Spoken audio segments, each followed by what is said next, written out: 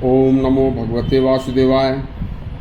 श्रोताओं, गुरु की सच्ची भक्ति जिसने की है उसे जीवन में चमत्कार देखने को मिला है। द्वापर युग में, महाभारत काल में, जब एकलव्य को गुरु द्रोणाचार्य ने धनुर्विद्या सिखाने को मना कर दिया था, तो एकलव्य से चलते समय गुरु द्रोणाचार्य ने उसका मन रखने के लिए 2 शब्द बोल दिए थे कि यह बेचारा निराश न हो। तो उन्होंने कहा था कि बच्चा, तुमने अभी कहा था कि मैं आपको सच्ची आत्मा से, मन से, वचन से, कर्म से ईश्वर को साक्षी करके गुरु मान चुका हूँ। तो जाओ, मेरा स्मरण करके मुझे ध्यान में रखकर अभ्यास करो तथा धनुर्विद्या में तुम पारंगत हो जाओगे। बस इतना सुनकर एकलव्य गुरु द्रोणाचार्य के पैरों में शीश रखकर दंडवत प्रणाम करके वापस लौट जाता है और रात दिन चंड प्रचंड अभ्यास में लग जाता है।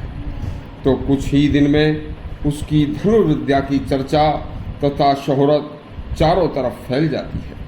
उसने गुरु द्रोण की मिट्टी की मूर्ति बनाकर अपने सामने एक स्थान पर रख ली।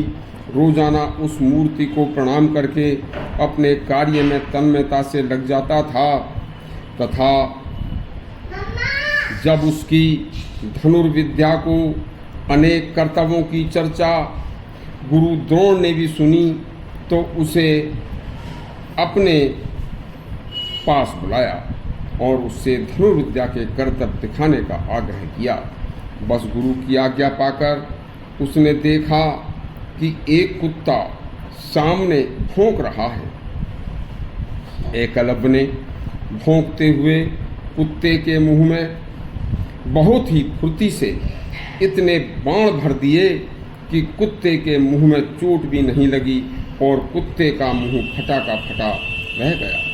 यह कर्तव्य देखकर गुरु द्रोणाचार्य आश्चर्यचकित हो गए और उन्होंने कहा, अपने मन में सोचा कि यह कर्तव्य तो मेरा परम शिष्य अर्जुन भी नहीं कर सकता और यह वनवासी युवक अनपढ़ है, इसे शास्त्र ज्ञान नहीं है, यह अपनी धनुर्विद्या के बल पर किसी भी राजा को हराने में सक्षम है, इसलिए यह इस विद्या का दुरुपयोग भी कर सकता है।